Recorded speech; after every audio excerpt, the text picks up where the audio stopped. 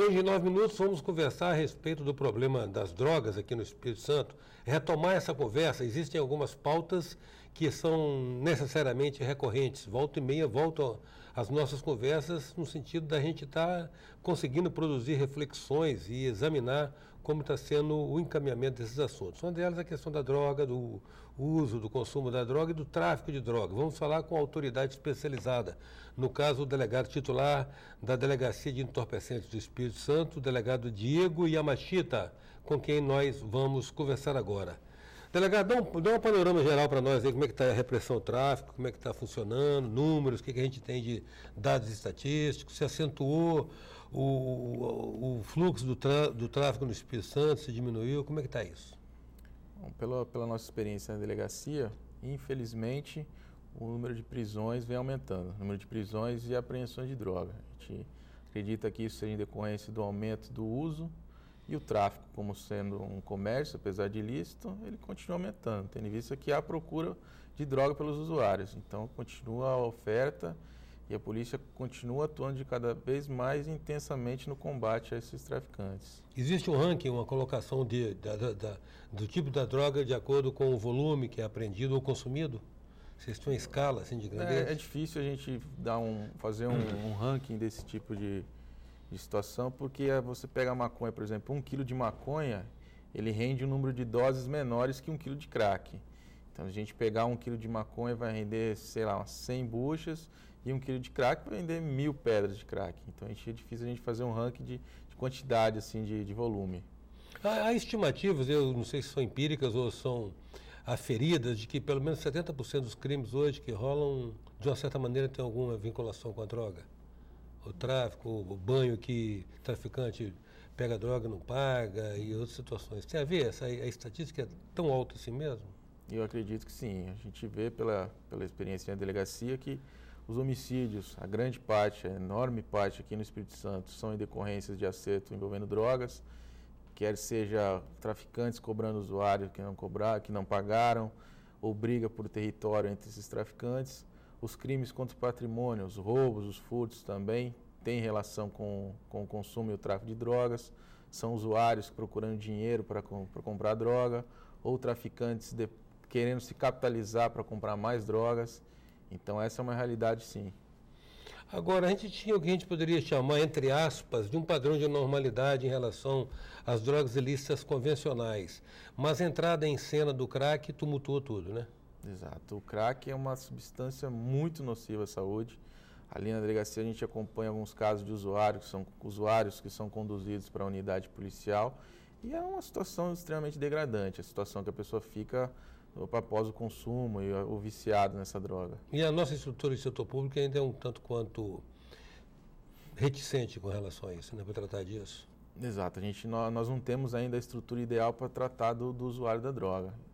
Isso é um processo que vem sendo fomentado, que vem melhorando, mas infelizmente ainda não está no estágio ideal. Há uma tese que se discute em termos de jurisprudência ser firmado sobre, particularmente no caso do crack, cuja submissão ao vício parece ser devastadora, se a pessoa deveria ter o direito de escolher ser internado ou não. Vocês lidam diretamente com isso. O que você acha disso? Eu acho que devido à gravidade dos efeitos do crack, eu acho que essa opção do usuário extremo, desse viciado que não tem controle sobre as suas atividades, ele deve ser encaminhado obrigatoriamente sim ao tratamento. Eu acho que é a única solução. Ele não tem condições de ter discernimento para poder exercer o livre-arbítrio dele, né? Exatamente. Pelo que a gente vê no dia a dia, aquele usuário extremo que consome muita droga, ele perde o controle sobre a própria vida. Agora, delegado Diego, na última semana o Supremo Tribunal Federal decidiu que os suspeitos de tráfico, quando presos, têm direito à liberdade provisória tanto quanto as pessoas que respondem a processos criminais. Vocês que atuam lá na ponta, lá no campo, operando com isso, como é que vocês receberam isso? Nós recebemos com bons olhos essa notícia. A decisão do Supremo é no sentido de ser declarado inconstitucional esse dispositivo, tendo em vista que ele feriria alguns dos princípios constitucionais. Mas pelo fato do tráfico ter uma reincidência muito grande, acreditamos, sem sombra de dúvida, que essas pessoas que respondem a processo por tráfico, quando postas em liberdade antes da condenação, vão reincidir e vão voltar para o tráfico mesmo antes de serem condenados pelo aquele primeiro crime. Isso não há a menor sombra de dúvida. Ou seja, a experiência recomenda o contrário. Exatamente. Dos paliativos, né, entre aspas, que servia no combate ao tráfico era esse. A pessoa continuar presa para evitar seu reingresso no tráfico de drogas. Uhum. Essa decisão específica sobre a inconstitucionalidade da prisão provisória, ela foi ocasional ou segue uma tendência que vocês já estariam detectando de maior tolerância do Supremo com relação ao assunto? Não, isso é uma tendência. Já é uma tendência? É uma tendência. A lei é de 2006 e de lá para cá já foram tomadas 3, 4 decisões nesse sentido, de abrandar essa lei. A lei tratava o tráfico de maneira bem mais rígida que a lei normal, a lei geral, e o Supremo vem declarando como inconstitucionais todos esses dispositivos que tratam de maneira mais rígida. Que outros, você lembra, delegado? Que outros dispositivos que eram mais rígidos e, de uma certa maneira, foram flexibilizados? 2 que nós podemos lembrar são, primeiramente, a questão do cumprimento da pena. A lei de drogas, quando ela foi publicada em 2006, ela determinava que o condenado por tráfico de drogas deveria cumprir a pena integralmente no regime fechado, ou seja, condenado a 10 anos preso, 10 anos na cadeia. Ele entendeu como inconstitucional e entendeu que esse cidadão condenado por tráfico tinha direito à progressão, ou seja, cumpre uma parcela da pena no regime fechado, depois vai para o semiaberto, depois para o aberto. A outra medida também que ele determinou como inconstitucional foi a do início do cumprimento de pena. O início do cumprimento de pena também era o fechado. Esse é outro ponto que ele teve esse entendimento de constitucionalidade, e nos casos de pequeno traficante, de pequeno envolvimento com a organização criminosa, possibilitar o início do cumprimento de pena já no regime semiaberto. Essas são as 2 decisões mais emblemáticas de entender como inconstitucional esses dispositivos. Em 9 minutos, nós estamos conversando com o delegado titular da Delegacia de Entorpecentes do Espírito Santo, o delegado Diego Yamashita. Voltamos já.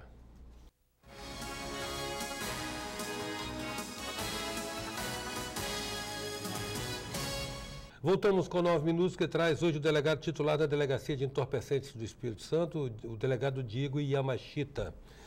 O delegado, nós estamos conversando no bloco anterior a respeito dessa predisposição do Supremo Tribunal Federal de ser mais tolerante com relação à rigidez da última lei antidrogas.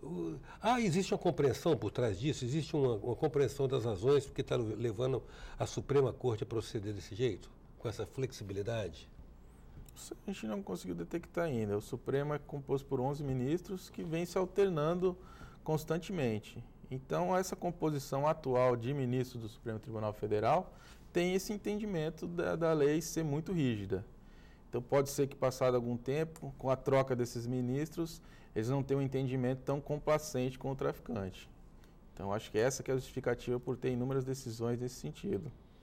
Ou seja, o perfil de cada um dos integrantes. Exato. Mas isso não terá a ver com a pressão natural que é exercida pela superpopulação prisional do Brasil, não? Pois é, essa é uma justificativa também que a gente pode elencar. Aqui no Espírito Santo nós temos uma situação dramática, né? Exato. O número de presos é muito grande. Uma parcela grande desses presos são presos por tráfico. Então, pode ser que haja, assim, uma pressão pelo digamos assim, para deixar a caneta mais leve, né? Para não ser tão rigoroso no tratamento com os traficantes. Agora, com relação especificamente à situação do usuário, o que a nova lei prevê? Qual o tratamento que a nova lei prevê para o usuário? Quando estou falando nova lei, estou falando da lei de 2006, né? A atual lei, né? Que tem em vigor. A lei de 2006, ela proibiu a aplicação de pena de prisão para o usuário de drogas. Se a pessoa é pega com a quantidade de drogas e as circunstâncias da prisão demonstrem que ela é só usuário, depois de condenar, primeiro ele é encaminhado à delegacia. Lá ele não pode ser preso. É feito um documento chamado termo circunstanciado. Lá ele assume o compromisso também de comparecer perante o juiz quando chamado. E nessa audiência com o juiz não pode impor a ele a pena de prisão. Vai dar uma chamada admoestação, ou seja, que é uma bronca, digamos assim. Sim. Ele vai ser condenado à prestação de serviços, a obrigatoriedade de frequentar cursos, mas a prisão é vedada. Mas ele tem que comparecer à delegacia, ele tem que cumprir o ritual de ir lá, Exato, tomar a bronca, Isso. blá, blá, blá. Quando ele é pego na rua, ele é encaminhado para a delegacia, é feito esse documento e em seguida há essa audiência. Agora a questão que exige, me parece, tato e discernimento é como é que vocês identificam o usuário?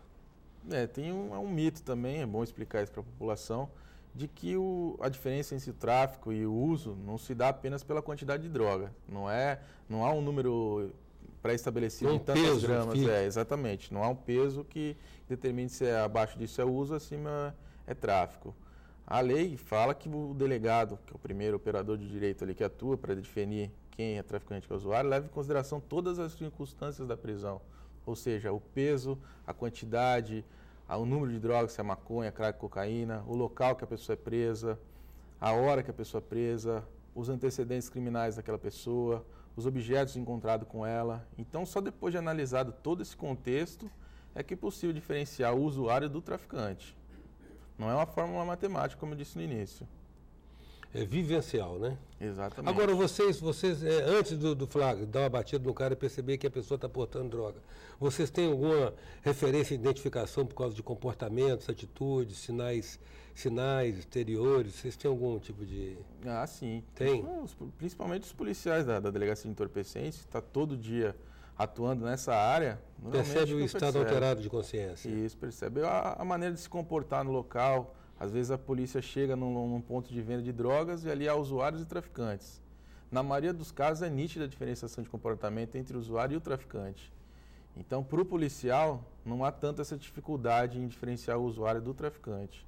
A maneira de se vestir, a maneira de se dirigir ao policial, a maneira de reagir à abordagem policial, fica, na maioria das vezes, claro quem é traficante e quem é usuário. E isso independe de qual seja a droga, crack, maconha, cocaína... Aliás, nós estamos falando do tripé que hoje predomina, né? É crack, maconha e cocaína, né? Exato. Independente da droga, sempre há indícios que dá a entender quem é usuário e quem é traficante. Como é que o senhor considerou a proposta de liberação do consumo da maconha, que foi uma campanha que teve engajamento até do presidente Fernando Henrique Cardoso?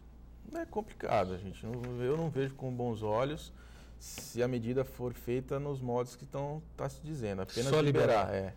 O problema das drogas não é um problema só de polícia, não é um problema só de justiça, é um problema de saúde, de educação, de cultura. Então, se a liberação da droga não vier acompanhada de uma estrutura para atender esse número de usuários, vai ser uma situação extremamente complicada para a sociedade. Sendo proibida, a gente já tem uma situação complicada de surgimento dessas famigeradas cracolândias. Com a liberação das drogas, mesmo sendo a maconha, o consumo vai explodir. E também há esse projeto de lei que cita a liberação da maconha, não cita como é que vai ser tratada a venda dessas drogas. Quem vai vender, quem não pode, vai continuar... A substância é lícita, é possível consumir, mas quem vai fornecer isso aí? Então está pela metade. Se nós pegarmos países que têm essa liberação, como a Holanda, ela é acompanhada de outras medidas que controlam também a venda de droga. Não é qualquer pessoa que vende maconha, não é qualquer lugar que vende maconha. Então, liberar do jeito que está pretendendo aí é muito complicado. Agora, em tese, isso quebra um pouco o tráfico, né? Isso quebra a espinha dorsal do tráfico, né? Ou não? Eu acho que não. Como eu disse, como não há o controle da venda, vai aumentar o tráfico de drogas. Se sendo vedado o consumo, já tem esse número grande de traficantes, sendo liberado vai ter uma procura maior pela droga, então vai aumentar o número de traficantes. Ô, delegado, como é que é a logística de distribuição da droga que chega ao Espírito Santo? Ela vem de onde, passa por aonde? Como é que chega até aqui? A grande maioria das drogas chega por via terrestre. A via principal, a origem principal é o Paraguai e a Bolívia. Esses dois países são os maiores fornecedores de drogas aqui para o Espírito Santo.